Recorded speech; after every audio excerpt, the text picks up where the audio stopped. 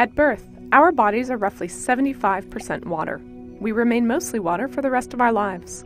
We cannot survive even a week without fresh water. There's no life without it, for ecosystems, societies, and individuals. So how much usable water is there on Earth? Most of the water on Earth is ocean, a salty 97.5% to be precise, and the remaining 2.5% is fresh water. That little sliver of liquid sustains human life on Earth. It literally holds up civilizations. 2.5% is a small proportion, to be sure, and even that is broken down into smaller parts: surface water, water in ice caps and polar regions, and groundwater. First, surface water. All the liquid water above ground is surface water, and it is a tiny blip of an amount. 0.3% of all fresh water is surface water.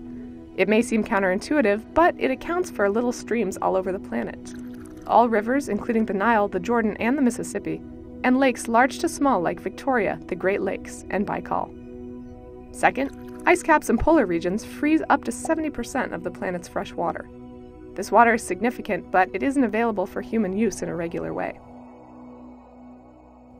Finally, nearly 30% of all water on Earth is groundwater. As the name suggests, that's water in the ground.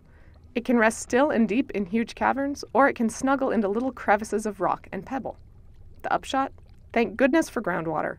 It's invisible to us, but it is much more plentiful than surface water. It is much more reliable and easier to obtain than frozen water. Without groundwater, our societies would be parched. So, how are we using that water? As a result of industrialization and population growth, demand for fresh water skyrocketed in the last century. Where is all that water going? First, we have to remember that fresh water is a global concern, but it is always local. Context matters. The Sahara is not Seattle. Still, some general information can help us get a handle on major trends. Who consumes the most fresh water? And what sectors consume the most fresh water? First, who? Well, the United States consumes the most water per capita of any country in the entire world, followed by parts of Europe and large industrializing nations like China. But this doesn't tell us what water is being used for. So let's look at it another way. If we ask what kinds of uses the water is going towards, we see a different picture. Agriculture accounts for roughly 70% of global freshwater consumption.